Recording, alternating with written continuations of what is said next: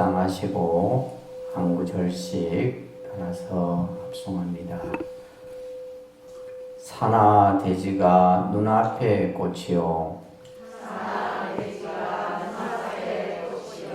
삼나 만상도 또한 그럴 뿐이로다. 자성이 청정한 줄 바야흐로 알았으니 진진 찰찰이 법왕의 몸이로구나. 자, 장 내리시고요. 이 개송은 고려 말에 나옹 스님의 개송입니다. 그냥 개송으로 우리가 읊으면 그 뜻이 잘 와닿지 않습니다. 근데 이 네 구절의 개송에는 큰 가르침이 담겨 있습니다. 산하대지가 눈앞에 꽃이라는 이 말은, 눈앞에 꽃이라고 하는 것은 원각경에서는 이것을 공화라는 비유로 설명을 합니다. 이 공화는 허공에 핀 꽃인데, 우리가 눈병이 났을 때, 눈이 안 좋을 때 뭔가 실체의 모습이 아닌 또 다른 헛된 어떤 현상의 모습이 보이는 것을 공화라고 얘기를 합니다. 다시 말해서 실체가 없다라는 거죠. 지금 우리들 눈앞에 펼쳐진 이 산하대지, 지금 이제 점점 가을이 깊어져 가죠. 오늘이 벌써 10월 이제 말이고 음력으로는 초하루인데, 하루하루가 이제 이 산의 색깔들이 변해갑니다. 또 기온도 아주 하루하루 다르게 추워지고 있고, 이런 어떤 자연의 현상, 이러한 모습들이 눈앞의 꽃이다. 다시 말해서 실체가 없는 것이다 라는 얘기예요. 삼라만상이라고 하는 말을 또 쓰고 있는데, 삼라만상이라고 하는 것은 우리 또한 이것 또한 눈앞에 펼쳐진 모든 일체의 현상의 모습들을 말하는 거예요. 이것 또한 공화와 같은 것이다. 산하대지도 공화요, 삼라만상도 또한 공화인 것이다. 그러면서 나옹 스님께서는 자성이 청정한 줄 내 이제 비로소 알았으니, 그래서 오늘 여러분들에게 설해줄 부처님의 말씀은 내 마음이 본래 청정한 줄 알아야 이곳이 바로 부처님의 세계다라는 여러 경전에서 이런 말씀들을 하고 계십니다. 그러면 우리가 생각할 때 우리가 눈으로 보여지는 또 육진 경계 속에서 느껴지는 모든 것이 실체가 없는 것이라면 과연 무엇이 진실되고 참된 모습인가 하는 것을 우리가 한번 생각해 봐야 되겠죠. 내 눈에 보여지는 현상들이 다 공화인 것이고 우리가 느껴지는 이 자연의 모습 또한 공화라 한다면 무엇이 과연 진실되고 참된 모습인가? 부처님께서는 우리의 본래 마음, 우리의 자기의 본성, 그 본성품이 참된 모습이다 라는 얘기를 합니다. 내 마음의 자성이 본래 청정함을 우리가 아는 것, 이것이 이제 불교 공부고, 또 우리가 수행을 통해서 여러분들이 늘 이러한 제일법회를 통해서 신구의 삼업을 닦음으로써 우리가 알고자 하는 것은 내 청정한 본래의 마음자리를 알고자 하는 겁니다. 이러한 마음이라고 하는 것은 시간과 공간을 다 포함하고 있어요. 우리 마음에는 과거도 현재도 미래도 또 수억 급의 시간 또 후에 또 수억 급의 미래의 시간까지도 우리의 마음이 다 포함하고 있다는 겁니다. 그렇기 때문에 우리의 마음이라고 하는 것은 무한한 공간과 시간을 포함하고 있으면서 또한 이 마음으로부터 모든 것이 만들어지고 또 없어지고 생겨나고 한다는 것을 우리 불자님들은 아셔야 됩니다. 그래서 흔히 우리가 불교 공부를 한마디로 얘기하면 마음 공부다 하는 거고, 불교에서 말하는 수행을 그 수행의 본질이 뭐냐라고 했을 때 마음 수행이다 라고 하는 겁니다. 또 결국 이 마음이라는 것이 모든 것을 만든다 라는 얘기를 여러분들은 불자가 된 이후로 수없이 들었어요. 그런데 이제 과연 이 마음이라는 것을 우리는 제대로 보고 내가 알고 있느냐. 지금 여러분들이 생각하는 여러분들의 마음을 만약에 모양으로 표현한다면 어떤 모양일까요? 여러분들의 지금 현재 가지고 있는 마음. 세모일 수도 있고 육각형일 수도 있고 팔각형일 수도 있고 또 어떤 사람은 원만한 그런 마음일 수도 있고 각각의 마음의 모양들이 각기 다 다릅니다. 우리가 항상 기도하고 수행하고 하고자 하는 이러한 신앙의 생활이 결국 내 마음이 청정하고 때묻지 않도록 그래서 내 본래의 마음자리를 찾아가는 이 공부가 불교 공부의 핵심이에요. 연부를 하든 기도를 하든 절을 하든 결국 내 마음 닦는 것이 근본이다라는 거예요. 근데 이제 우리 불자님들의 신앙생활을 보면 마음을 닦으러 왔는지 무엇을 하러 왔는지 그렇죠. 제가 이제 이 부처님 법을 가지고 말씀드릴 때마다 여러분들의 잘못된 어리석은 생각들 또 잘못된 행동들에 대해서 얘기를 합니다. 그것은 우리의 어리석은 마음과 어리석은 행동을 고치지 아니하면 여러분들이 올바른 불자의 길로서 나갈 수 없을 뿐만이 아니라 나중에 세월이 흘러서 세월이 10년, 20년 흘려서 내가 절에 다니면서 과연 무엇을 했는가? 나중에 한 것이 없어요. 우리가 외형적으로 예를 들면 불사를 하고 하는 것은 이것은 그냥 현상에 지나지 않는 거예요. 중요한 것은 얼마만큼 여러분들이 불자로서 신앙생활을 하면서 내 마음 공부를 잘 이뤄가느냐 이것이 가장 중요한 것 같아요. 저도 요즘에는 그런 생각들을 늘 합니다. 우리가 이제 너무 뭔가 이렇게 외형적인 모습에 쫓기다 보면 실제 우리의 본 마음을 잃어버리는 경우들이 많죠. 그래서 여러분들이 부처님 전에 기도하는 그 마음, 절에 오는 그 마음, 봉사를 하는 그 마음, 그죠?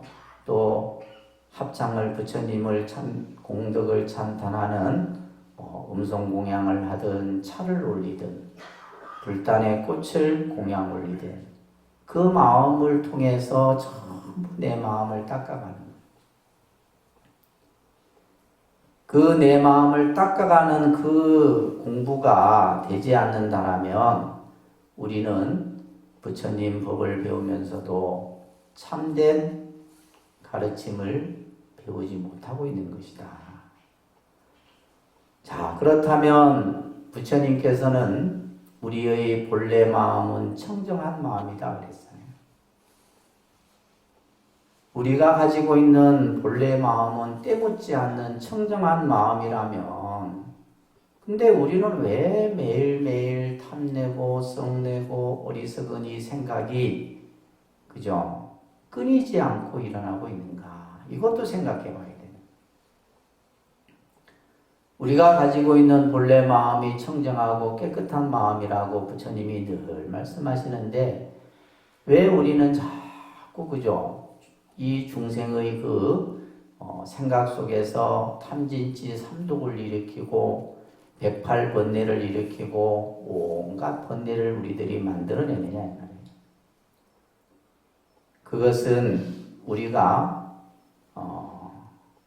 이 육진경계라는 말을 쓰는데, 육진경계는 무슨 말이냐 하면, 우리가 안이비설신이가 색성양 위촉법을 통해서 보고 듣고 느끼고 생각하는 이런 모든 일체의 모습들을 자꾸 자기 생각 속에 가두려고 해. 자기의 그 생각의 틀 속에 가두려고 하고, 그것에 대해서 또한 집착을 하려고 하는. 앞에서도 말씀드렸듯이 산하대지가 공하여, 그죠? 삼라만상이 또한 공하의 모습인데, 근데 우리는 보고 듣고 하는 그것이 마치 실제인 것냥 그것에 대해서 집착을 하고 막 그에 대해서 괴로워하고 한다. 그것은 전부 우리의 어리석은 마음이에요. 어리석은 마음. 그래서 여러분들이 절에 다니는 불자라면 좀 지혜로워져야 돼요.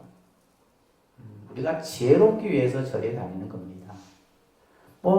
내가 절에 다니는데 바깥에 사는 사람들하고 똑같이 행동하고 똑같이 예를 들면 여러분들이 한다면 다를 바가 뭐 있냐 이 말이에요. 그렇지 않겠어요? 여러분들이 좀 더 부처님 법을 통해서 지혜로워지고 마음이 그 때 묻은 마음을 내가 조금씩 털어내는 그러한 수행들을 해나갈 때 부처님 법이 얼마나 거룩하고 수승한지를 여러분들이 아시게 된다. 그래서 하나하나 여러분들이 절에 와서 하는 모든 기도든 수행이든 봉사든 그 하는 일에 대해서 정말 청정한 마음으로 하셔야 된다. 그렇게 하고 계시니까 저희 독림선언이 발전이 있긴 하지만 그래도 항상 그러한 생각을 여러분들이 잃어버리시면 안 됩니다. 육조현영 스님께서도 우리의 본래 마음을 모르면, 이 마음을 모르면 법을 배워도 이익이 없다 그랬어요. 그래서 불교 공부는 항상 마음 공부다 이렇게 생각하시라는 거예요. 다른 공부 84,000 공부가 다 마음 공부입니다. 마음을 알고 자기 성품을 보아야만 바로 큰 깨달음을 얻을 수 있다. 결국 우리가 흔히 불교의 목적은 깨달음이죠. 성불입니다. 우리가 맨날 불자들끼리 만나면서도 성불하십시오 이렇게 인사를 하잖아요. 성불이 우리의 목적입니다. 잘 사는 게 목적이 아니라 성불이 목적이다 이 말이에요. 그러면 성불이라고 하는 큰 그림 속에는 잘 사는 거는 조금 저 귀퉁이에 다 들어가 있어. 근데 우리는 성불이라고 하는 큰 그러한 대원력의 바다를 향하지 못하고 작은 어떤 이 세속에 그냥 그런 이익만을 바란다 이 말이에요. 그건 없어지는 거예요.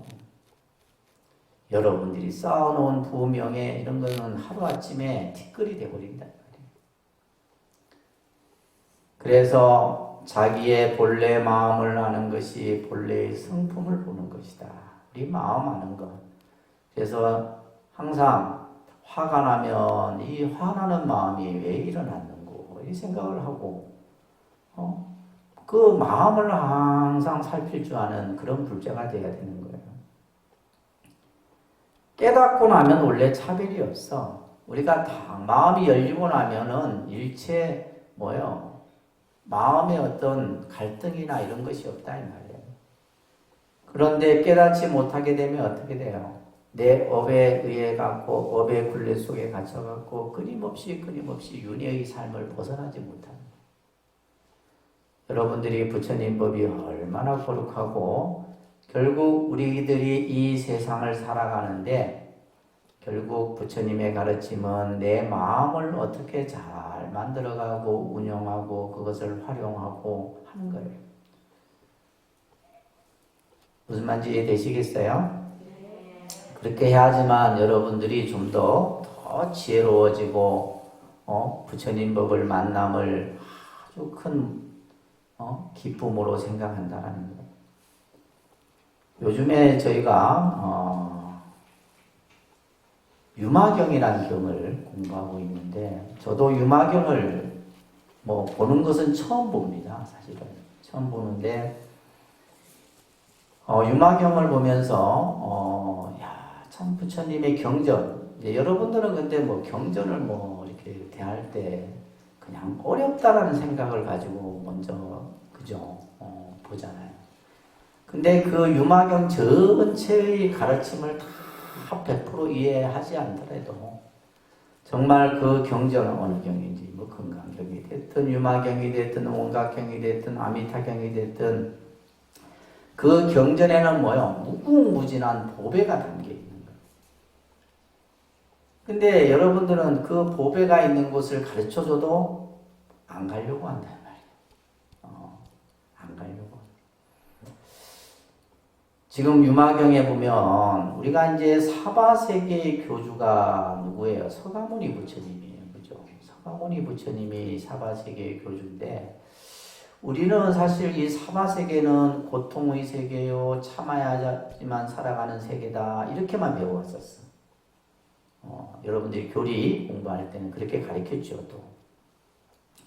그러니까 이 세계는 뭐예요? 오타각세고 그냥 고통의 세계고 괴로움의 세계인데 유마경에서는 어떤 말이 나오냐면 사바세계에 머물고 계신 서가모니 부처님이 계신 세계, 이 세계죠. 이 세계가 바로 정토의 세계고 부처님의 세계다. 왜 그러냐면 마음이 청정하면 어떠한 곳이든 그 세계는 부처님의 세계가 된다는 거예요. 그래서 저도 이 유마경의 이 내용을 보면서 지금까지 내가 사바세계는 그냥 고통의 세계고 괴로움의 세계고 참아야지만 되는 세계로만 생각했는데 그게 아닌 거예요. 우리 마음이 청정해지면 어떻게 돼요? 이 사바세계 또한 뭐다? 부처님의 세계가 바로 되는 거예요. 이런 말씀들이 경전에서 설해주고 있는 거예요. 결국 이것 또한 뭐다? 마음이 청정해졌을 때 내가 내 마음의 본래의 그 마음자리를 알았을 때 바로 내가 있는 그 자리가 바로 부처님의 세계다. 그러니까 우리가 살고 있는 세계가 좋은 세계야, 안 좋은 세계? 좋은 세계죠. 그래서 이 세계만큼 좋은 세계가 없는 거예요. 왜? 특히 우리는 뭐냐면 부처님 법을 배울 수 있기 때문에 좋은 세계입니다. 그래서 여러분들이 늘 열심히 정진하고 기도하고 그러면서 항상 지혜로운 생각들. 근데 여러분들이 보면 일으키는 생각들 보면 어리석어. 제가 볼 땐 그렇습니다. 저도 마찬가지로 어리석은 생각들을 일으키지만은 그래도 우리는 어리석은 행동, 어리석은 생각을 일으켰을 때 그것을 어리석을 줄 알면 그나마 다행이에요. 내가 참 이 생각이 어리석었구나. 이 행동이 어리석었구나라는 것을 알면 공부가 좀 되신 분이야. 아시겠죠? 근데 그것도 모르고 그냥 자기 생각이 그냥 빠져갖고 자기 마음을 바로 보지 못하면 우리는 이 세계로부터 이 살고 있는 이 세계가 바로 고통의 세계가 될 수밖에 없는 거예요. 그래서 내 마음의 청정함을 알았을 때 우리가 살고 있는 이 세계가 바로 부처님의 세계다라는 것 오늘 명심